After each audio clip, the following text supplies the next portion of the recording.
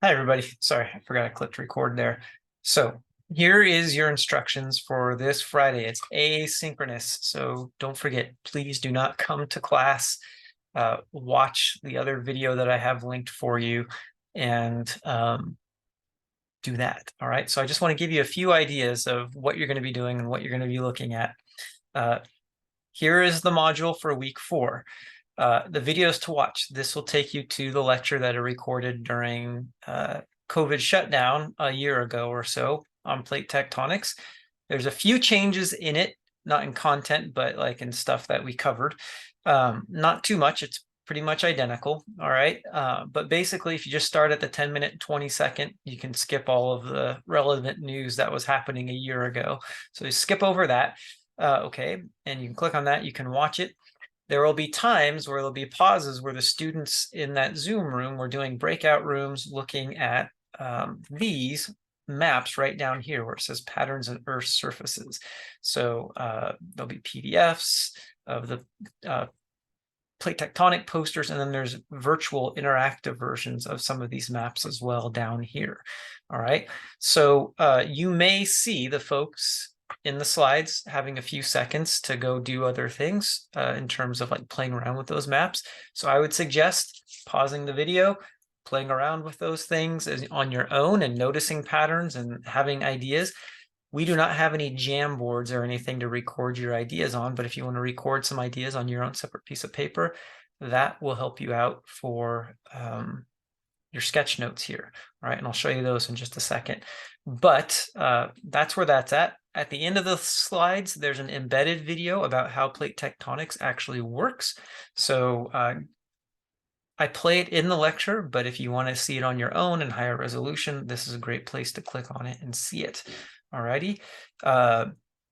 There is a little extra credit bit for the sketch notes that I'll show you here for the plate tectonic modeler.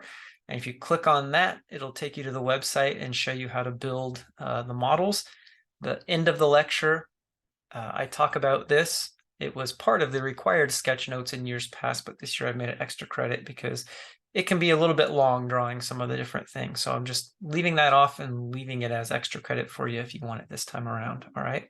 And then towards the end, I have a little model demonstration that we'll be playing with that shows how tectonic pieces of lithosphere kind of move up and down and how density affects them and how heat and temperature affect them.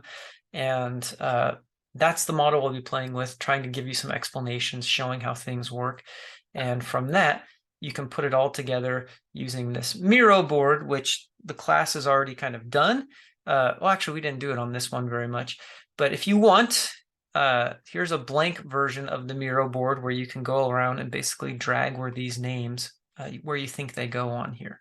They do a version of it as well on the recorded version, and I'll give you kind of the answers of what it looks like. But by the end of this, you'll know the difference between a divergent boundary, continental, oceanic and continental convergent boundary, continental crust to continental crust boundary, and a divergent boundary where you have a continental rift happening. So this is kind of the general overview of how those things are going to work over there. Let's see, what else?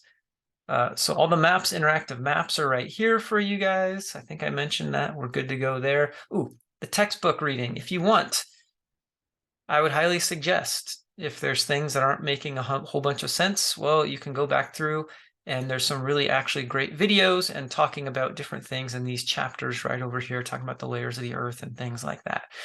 So to navigate through this, you can either click on the hyperlinks or you just click on the arrows to the right or to the left. And you'll notice a lot of these things are what I talked about in the lecture, but it's here for you guys to take a look at and read about if that's another way to help it make you stick in or make it stick in your brain. All right. Now, as far as your lecture notes go, or the sketch notes, I should say, here's page 1. So this one is a really quick thing.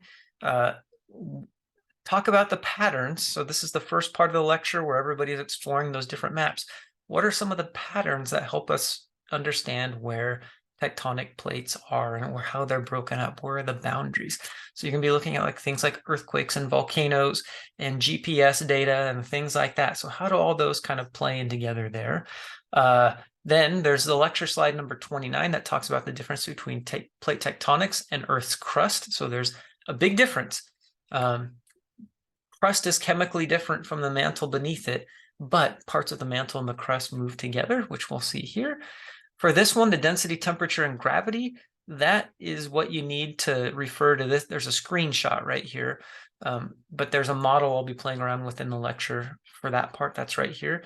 You don't have to draw a picture for every single one of these things. You can make a quick little sketch and probably, knock out most of these in one little sketch, just showing arrows of how those things work. Okay, here's your extra credit using that plate tectonic modeler. The instructions are in the full lecture video.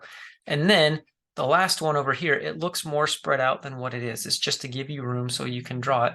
But basically, you're going to draw a continental convergent boundary, continental oceanic convergent boundary, et cetera, et cetera. Just these four right here, or five, I guess, just these five.